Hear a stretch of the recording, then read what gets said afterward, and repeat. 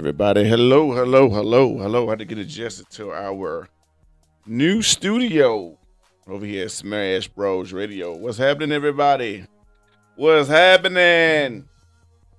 I am going to do a two-part show today. This two-part show is going to consist of two different broadcasts. I've done this before. It's going to be the Dunn show, which is going on Smash Bros Radio live on YouTube, Facebook, and I'm also streaming from my Councilman Kevin KD Dunn page. So, follow me on whatever platforms you choose to. Today is going to be Coffee with KD. Anybody that follows Coffee with KD segments, when I decide to come on and merge the two, it's mainly just talking about updates and progress, what's going on with the city of Pleasant Grove. As I hold the title of city councilman for the city of Pleasant Grove. First of all, hopefully you guys have been attending the city council meetings. If you're not been there personally in person, do know that the city council meetings are live streamed. Using the Plug Digital Network. You guys can just follow the link that I posted on my page and see what's going on. There's really no reason for you not to know what's going on with your city, not to be informed, or choose not to be informed.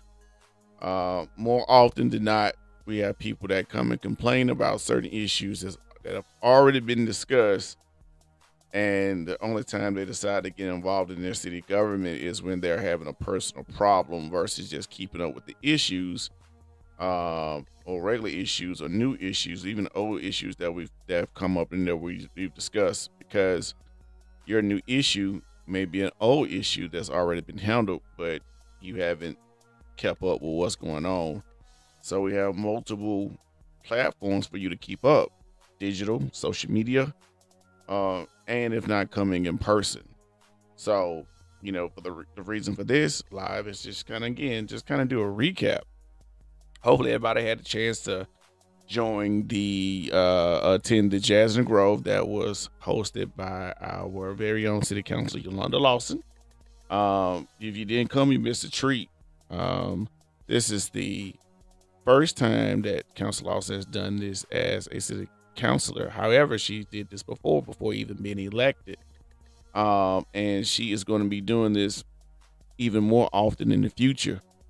So I advise and encourage you guys to participate in these city events, because again, people will always say there's nothing to do, but there's things to do, especially in our city. There's going to be more and more things going on, just consistently. You just got to just stay in the know. So you missed a treat. She did well. The team did well. It was a great event, and just make sure that you stay tuned, because she's going to do it again all over next year. So come on and participate. And not only that, on the 18th of this month, we're going to have our third annual Pleasant Grove Fall Festival, hosted by none other than me. This is just me making good on the promises that I said that I would do. Anybody that knows me, I'm a man of my word. If I tell you I'm going to do something, you better believe that it's going to get done. Or I'm working on it, but it is not forgotten. But when I sign my name up and say I'm going to do something in relation to definitely an elected position, I want to make good on my promises. And that's to make sure that my city, consistently has these fall festivals offered to them free of charge. This one's going to be held on the 18th at the Pleasant Grove High School. It's going to be from 6 to 8:30. We're going to have so many different things. It's going to be food, family, and fun. 3 F's: food, family, and fun. I encourage you guys to bring your family. There's going to be food, and we're going to have some fun. We're going to have inflatables. We're going to have horses and ponies, real live horses and ponies. We're going to have the trackless train. I'm trying to get one more item added for more adventure sake. something a little different, working on that component. Gonna have various food trucks, various tabletop vendors to get those items that you just cannot find in any store, but you're gonna find them in your own neighborhood.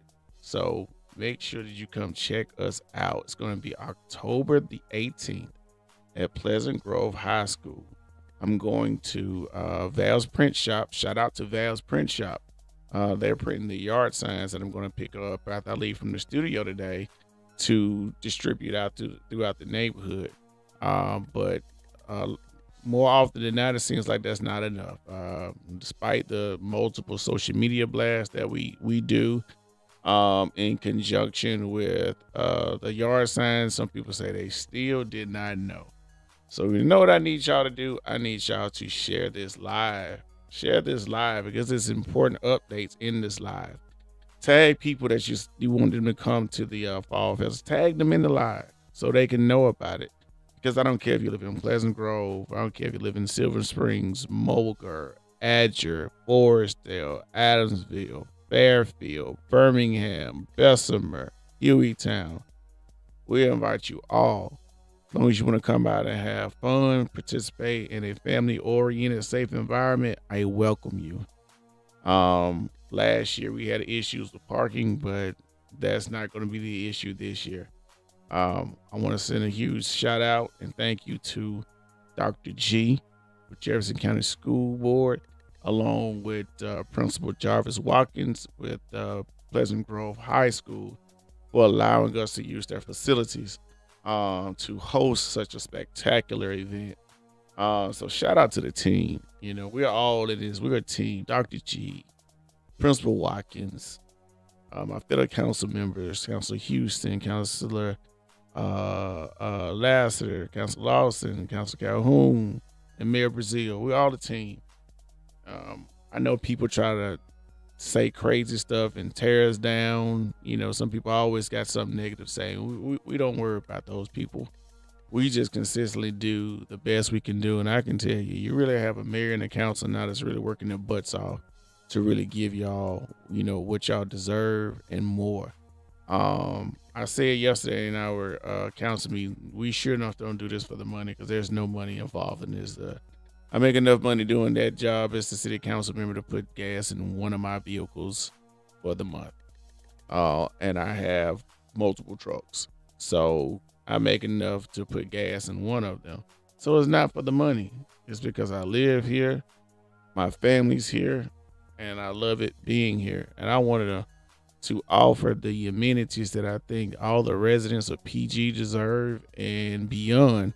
Just giving them the best that I have. I'm taking all my experience from everything I've done, from entrepreneurship to being a police officer for almost 16 years now, to just running nonprofits, just doing all of these different things, man. And I'm bringing it all to the city of Pleasant Grove. And it's because I love my city. I want to make sure that my community has things to do and they're proud to be a part of PG.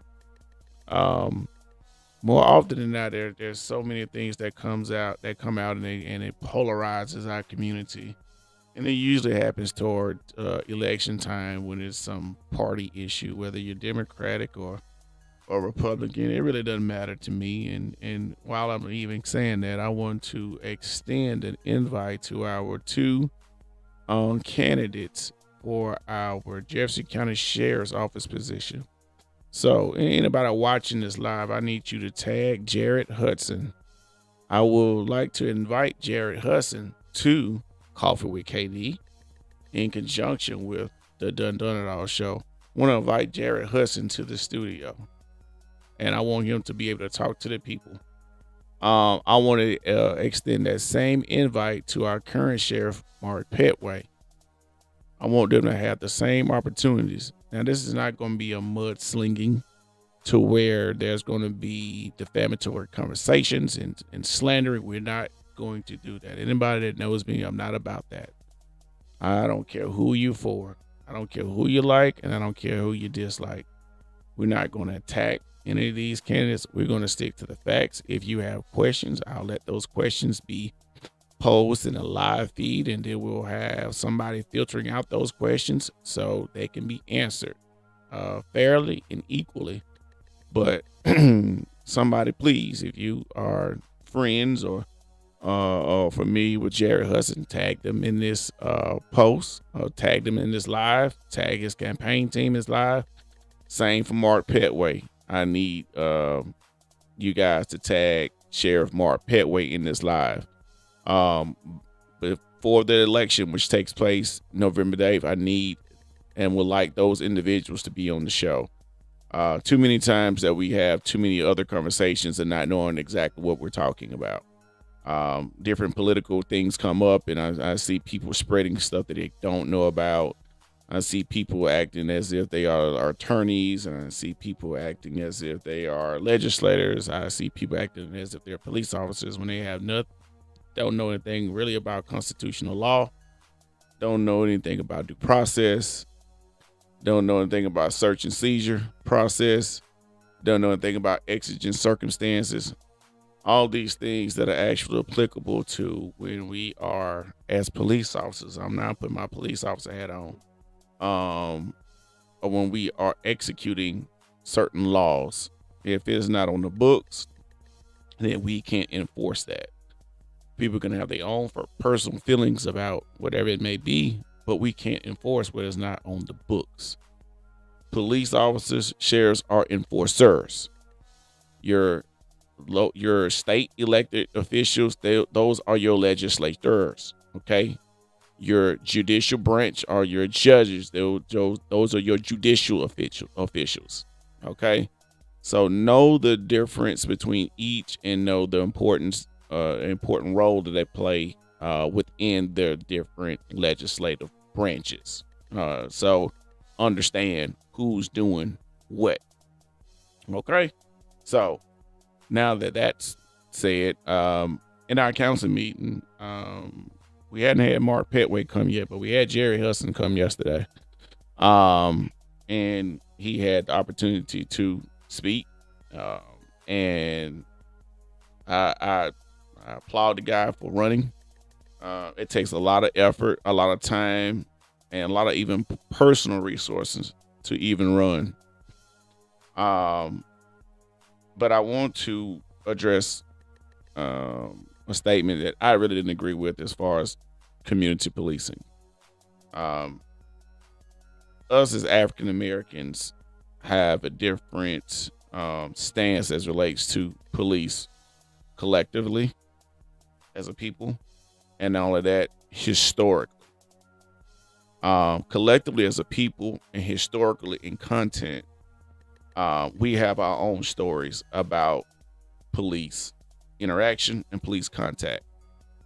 We can go deep into the history books and learn and be educated and informed as to how the police departments, sheriff's office were used as a means of heavy-handed contact with African Americans to discourage from voting, to discourage from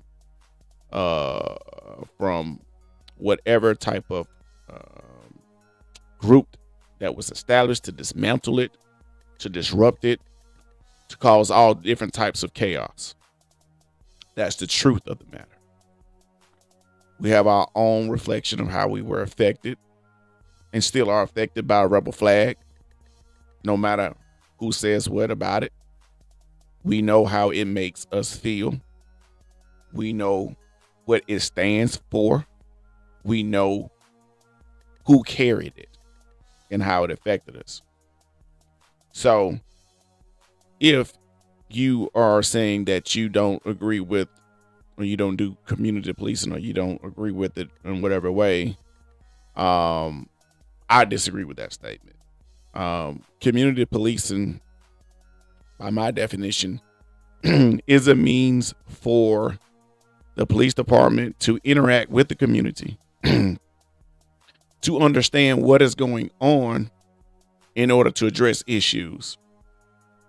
You can't target certain people, certain individuals, certain groups, certain criminals without knowing key information. And that comes with community policing. going to get to know the citizens within your community.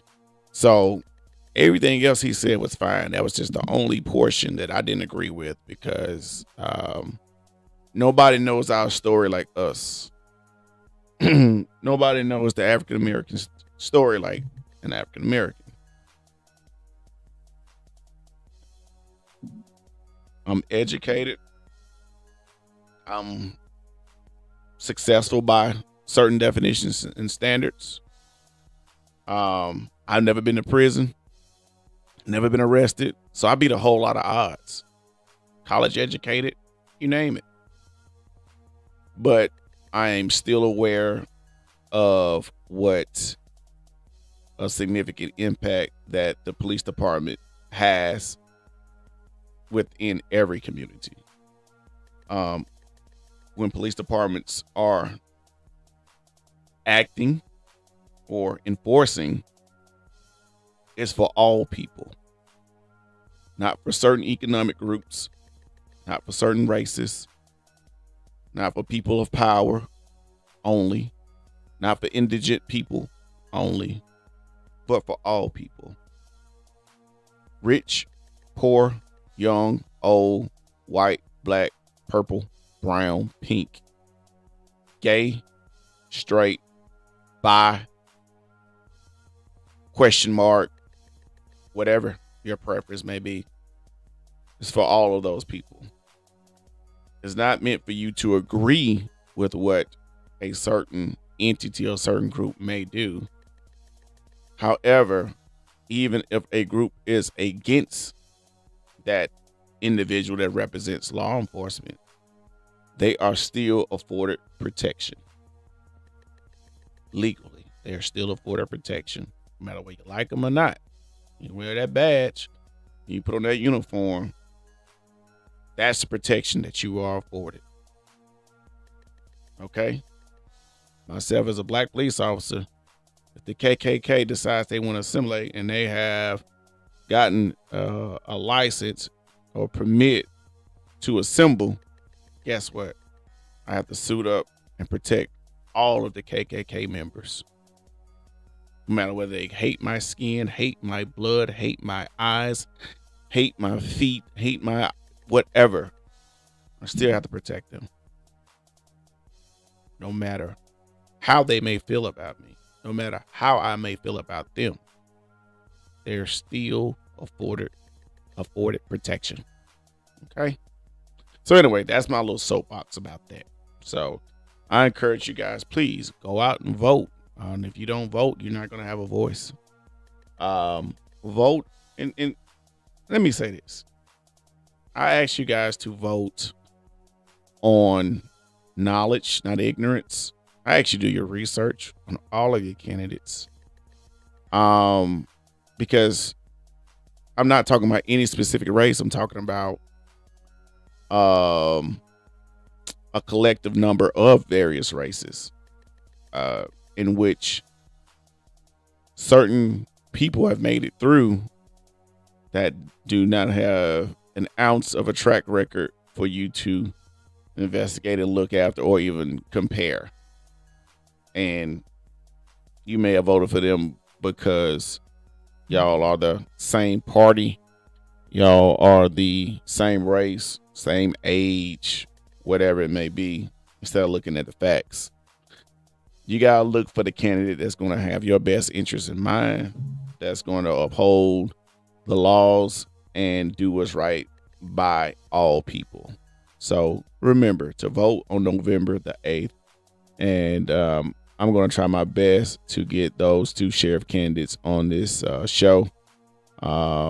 Reaching out to Mark Petway and Sheriff Mark Petway and out to Jared Hudson.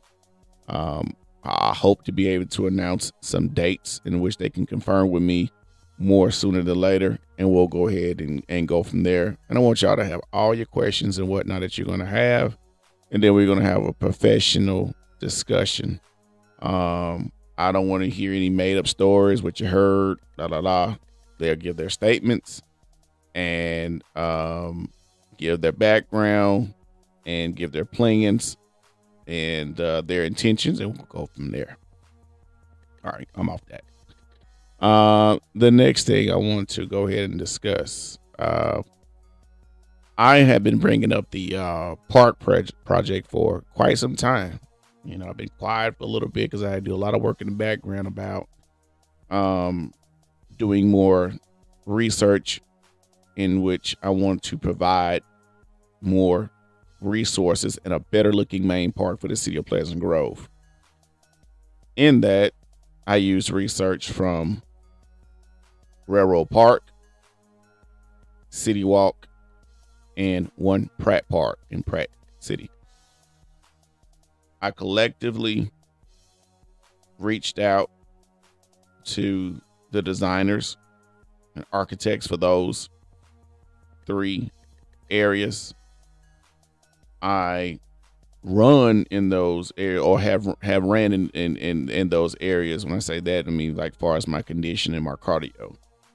And I paid attention to certain signs that in the area in which there were markers for who donated what in those different areas, and reaching out to the powers that be to getting them to even donate resources to this park project.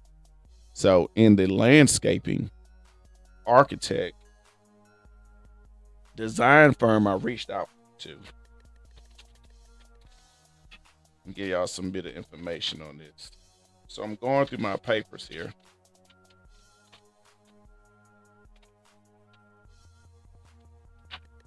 And the company that I reached out to is called Environmental Design Studio.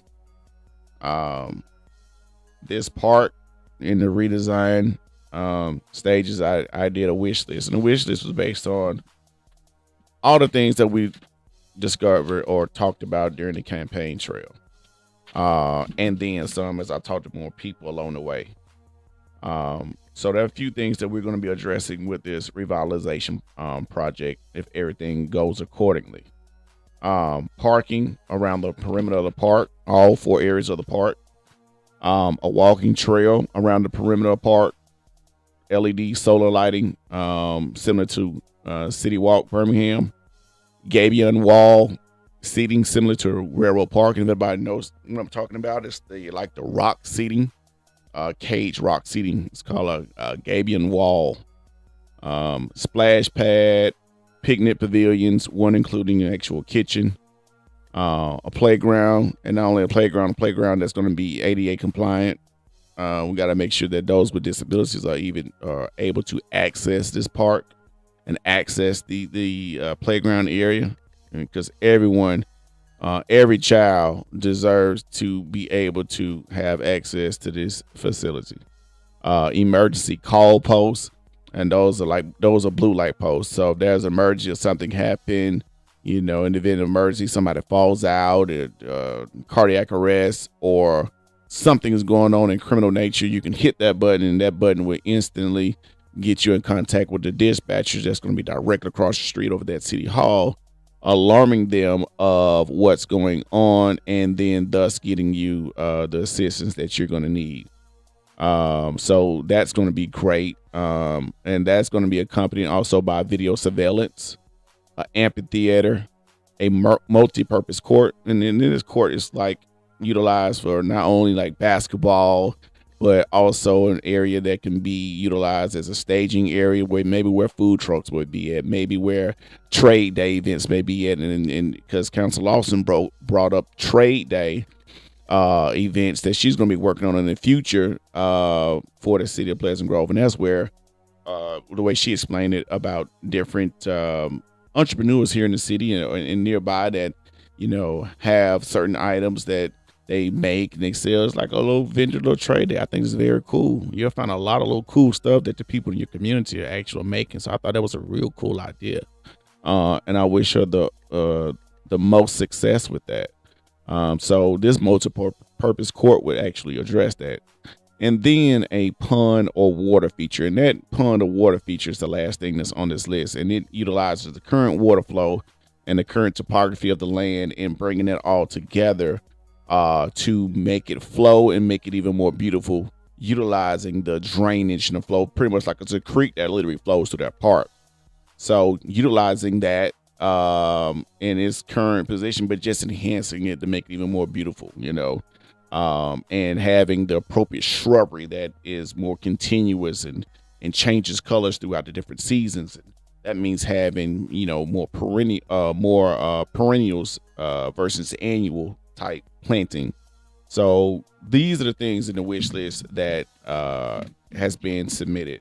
No, so the next step that's going to take place is where we're going to have a budgeting meeting. Number two, we already had a budgeting meeting. Number one, we're going to have a budgeting meeting. Number two, that's going to take place this Thursday, in which we're going to discuss that. And once I feel as if my colleagues have had enough of information and we've been thorough enough with giving them such, I'm going to make a motion and we're going to go ahead and vote on it. I think I have faith that it will pass. I really do. And this is like the beginning phases that we need so we can go ahead and get with contractors and get this project up and running. The good thing about this, guys, guess what? These funds will not be coming out of our general budget. So that means that as far as like payroll, all the other city bills and all the other just regular bills that we have to incur each and every month, it won't be affecting that at all. This funding can come out of multiple different sources. One, utilizing various vendors or other community partners such as Vulcan Materials, such as Home Depot, such as Lowe's, all of those. And if you guys know any other ones, let me know. I know I'm trying to make sure I get in contact with all of those partners, the community liaison for those specific companies. That's going to be huge as far as them being able to donate certain materials, whether it's going to be the rock for the gabion wall, whether it's going to be rubber type padding that'll be utilized in the playground area. All of those different features and things that would need to be present in order for us to, lessen the actual overall cost in getting some materials donated. That's one. Two, reaching out to our other elected officials, our commissioners. That's going to be Commissioner Scales and Commissioner Stevens as relates to Pleasant Grove. Our state senator, which is going to be State Senator Marika Coleman, and different other applicable elected officials that can be willing to assist us with funding through various grants. And lastly, the other money can come out of our American Rescue Plan dollars. We have approximately $1.1 million left over from that, in which we have not allocated. We've already taken care of getting all the police cars. Every officer has a car. Not only that, we also made our purchase on the fire truck. We have also made a purchase on a boom truck for our public works guys. So we've already made those different purchases. So this is like perfect timing for us to be able to utilize those funds to literally beef up our city, to give our citizens something more to do for the next fall festival, for the next Jazz and Grove, for the next trade day, all those events, having those right over there at our redefined, revitalized, beautiful park. Everything goes accordingly. I get the support of our council and our mayor. This thing will be a huge success. So continue to follow what's going on. Please come to the city council meetings and I keep you guys abreast as to the different updates. So those are the next steps and stages as relates to the park and the actual revitalization. I don't want to do a quick little makeover, put this little piece here, put it there. No, I'm talking about a complete makeover of this park, revitalizing it, giving it some new life, pruning up those trees that's there. And it's great that we already have these natural trees already there. We just prune them up. And that way we can shift the light where it needs to be and opening up the park more. It'll be beautiful. Just pray everything goes accordingly, and we can really make this happen more sooner than later because the funding is there. And that's a great thing. Also, we address the youth football when the kids are exiting to and from the youth football field going to the park lot at the sports complex. Anybody that's been over there in the area, you know, the people come down in the area flying, and they do that coming into the park and out of the park. Kids are going to be kids. And it's our job as parents and as adults to make sure we protect them. So we pretty much scratched the idea of reaching out to Jimmy Stevens, even though we already did. We're not going to wait on him to respond and see if he's going to help us out with the different things that we were requesting for as the roads and safety is concerned.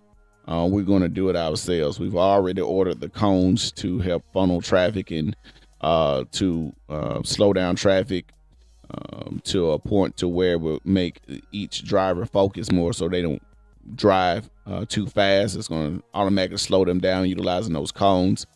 Having a pedestrian walking sign. Also, that includes striping the crosswalk area as well. So these are the things that I talk about with us being proactive versus being reactive. It was a sad, unfortunate circumstance when the 11-year-old boy was killed in Dolomite while riding his dirt bike. Under all circumstances, that's sad. No matter who, what, when, where, how. There's no finger pointing in this because a little boy is dead. Could it have been avoided? Possibly, yes. Through what means, I don't know. I wasn't there. And I know the most important thing is the little boy lost his life. And that's the most unfortunate thing. I don't want that to happen to our kids in Pleasant Grove. As long as I'm here, I'm not going to allow it to happen. Too far and too many times I've been on the opposite end of the stick of being reactive versus being proactive, and being reactive because of the structure of different organizations that I was a part of that saw things differently and didn't utilize common sense. Things would be so simple, but those entities would make it so dang on difficult. We're not going to wait for our kids to get injured severely. We're not going to wait for our kids to get killed before we say, oh, hey, well, we're going to go ahead and jump on it. No, we're going to go ahead and jump on it because anybody that knows me, I don't have patience. I want to go ahead and get it done because there's other stuff I got to do. I got a laundry list of things to do. The last thing I have patience for is waiting for people to jump and do their job. The last thing I have patience for is me sending another individual, another official, whatever, an email and not getting a response, or getting a response like months later or nothing at all, or they don't choose to talk to me and they talk to somebody else other than me. That annoys me. We're all here and we all said we wanted to be in this position to serve the people. Well, damn it. How about we do that? Serve the people. We're not going to be here serving ourselves. That gets old. I'm not going to name any names, but they know who they are. It gets really old at a certain point to where I send emails, I make phone calls, and I don't get anything back. But yet these people want to be back in the office still. And that's why I told y'all, do your research on these people you putting back in office. If they did not pass the report card standards, get rid of them. If they did not understand the assignment, fail them. And how do you fail them? You don't allow them to get back in office. Because clearly they didn't understand the assignment. The assignment was for them to go in there and do the job. The assignment was for them to go in there and do the work. The assignment was to go in there and be held accountable. The assignment was to go ahead and be responsive to the people. That was the assignment. And if you did not understand the assignment, if you did not understand the objectives, you need to go. And shame on those that consistently put these people that fail their report cards and you keep putting them in these positions. Get them out, put somebody in that's going to do what's best for you, your community. Forget whether they're black, white, Republican, or Democrat. Don't even look at that. because that people can sell you all kind of hogwash and hoopla based upon that, and you vote on party versus people. Don't use that. Utilize common sense, the thing that we talk about. Quit letting race blind you. Quit letting when I say race, we talk about color and political race affiliation. Quit letting that blind you. Quit letting they go to my church blind you. Quit letting I grew up with his sister or his brother blind you. What are they really going to do for the people? Do you trust them? Do they have their own affairs in order? And I'm going to be quite frank. If their own house is not in order, how in the world are they going to run your city, your government? If they had a business, got a business, or whatever else, how are they running their business? Is their business successful? Is it in bankruptcy? Is it failing? If they had and or have a business that is or was or currently failing, what do you think they're going to do with your tax dollars? Failure. Shame on you if you decide to put them back in office. So I advise y'all when I get done with this term, check my report card, grade me fairly. Grade me fairly. But what y'all have asked of me, whatever the assignment was, I stepped up to the plate and I got it done. I worked as hard as I could to get it done. No matter whether you gave me the resources that came and backed me or not, I still stood there 10 toes down and fought. Whether it was by myself or with whoever behind me. And if you want me to do something for you, stand behind me. Stand behind me. Support me. Come to the meeting. If you want me to do something, you just telling me that it's not good enough. I need your voice. I need your presence. I need you to stand up in front of everybody else and tell them what you want and what you're demanding. So it's not just me saying what you want. Your liaison. That works, but it only works to a certain extent. The squeaker's wheel always going to get that grease. If you ain't squeaking, don't nobody hear you. If you ain't making no noise, nobody's going to hear you. They're going to ignore you. That's with any government. That's with anything. They're not going to pay you attention. You can make that applicable to your own baby, your own child. When you took care of your child the most when they were crying, right? They let you know, I got a dirty diaper, I'm hungry, something. Squeaky's wheel gonna get the grease. I need y'all to holler, I need you to shout, I need you to cry if your needs are not being met.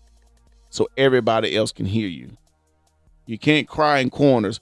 You can't holler in the corner. You can't holler in the closet and wonder why nobody heard you. You didn't make yourself be known. Okay? I have a few more things. Made some notes on a few topics. I want to make sure that I actually get those addressed. If y'all missed the meeting again last night, we already talked about the landscape architect design plan is already the invoice has been sent, and we got to go ahead and approve it more sooner than later. We're gonna have a budgeted meeting this Thursday to discuss that. We also discussed the needs being met at the sports complex, being proactive versus being reactive. We discussed that the Fall Festival is going to be on the 18th of this month at Pleasant Grove High School. It's going to be from 6 p.m. to 8:30 p.m. And we also discussed around you guys actually being connected. Make sure you download the app for the plug for the City of PG, or at least continue to follow the streams that I post from my Councilman Kevin KD Dunn account, so you guys can stay connected. So, and also you guys brought up that abandoned pool that's over here in the city of Pleasant Grove. That's owned by private owners, and actually I think it is actually up because the taxes are behind. So that means that whomever can actually redeem that, pay the back taxes on it, and actually ascertain the property. Now, with that being said, the owner of the property has a right up to a certain period of time to come in and pay those taxes and penalties and fines associated with it too, and reacquire that property. But right now, that's the actual status of it. Our city inspector, Mr. Van Smith, is working on an issue, meeting with the parties that are responsible for that, because I understand that the gate was left open, thus creating a liability for a child to actually walk in there in that muddy, stinky, dirty mess of a abandoned pool and actually drown and die. We don't want that to happen. So that is definitely on the radar. And if you guys have been coming down Pleasant Grove Road, you noticed our house that had a lot of junk cars and whatnot. If you came to the meeting before last, we graded that property owner an extension. He's made significant progress. But people would say, why is it taking so long for this? Why is it taking so long for him to respond? Why is it taking so long? Well, guys, it's called due process when matters go into court, and we have to play by the legal rules that have been set and established. We can't just go ahead and do our own little thing. Now, I'm known for being a little renegade from here and there from time to time. However, when it comes to getting stuff done, but legally, there's certain things that we cannot do, especially as it requires to move in vehicles and whatnot. Can't just move that. If it's trash, we got a little leeway with that. I doubt if anybody would complain about you removing trash from their property. We're talking about like paper and stuff like that. But when we're talking about cars, vehicles, RVs and stuff like that, that's quite different. Okay. So I don't want you guys to get the two confused at all. Okay. So hopefully this gives you guys the information that you need, that you desire. Hopefully we got questions answered. I'm doing the best I can with keeping you guys informed. Again, I ask that you share this live. I ask that you hit me up with additional questions that you may have. I ask that you also spread the information that the Fall Festival is going to be on the 18th of this month at Pleasant Grove High School from 6 to 8:30 p.m. Okay? I want to see you guys there. I want to see you bring your family, the kids, the dog, all of that stuff. And come out and enjoy it and fellowship with us, guys. We only have one life, and no matter how bad things may be going, let's make it the best. Let's look beyond political BS and rhetoric, and let's treat each other like real brothers and sisters and treat each other like family. Let's do that. Let's promote more togetherness and quit promoting negativity. I want to see our community flourish, white, black, young, and old, collectively. Anything else, I just really don't care to see. Let's come together as a community for those that still want to be here and those that still love the city of Pleasant Grove. I put on for my city. What about you? Thank you for tuning in to the Dunn It All Show, also known as Coffee with KD for days such as this. Tune in again in the future, and I ask you guys to please tag the guys that I talked about that I want to get them on the show. I want to get Mark Petway. I want to get Jared Hudson on here on Coffee with Katie, and also Dunn It All Show, and so we can discuss the future of the law enforcement makeup within our community. So tag these guys, tell them to come along to the Dunn It All Show and Coffee with Katie. Share this live, tell your friends. Remember, Fall Festival, it's going to be October 18th, 6 p.m. to 8:30 p.m. at Pleasant Grove High School.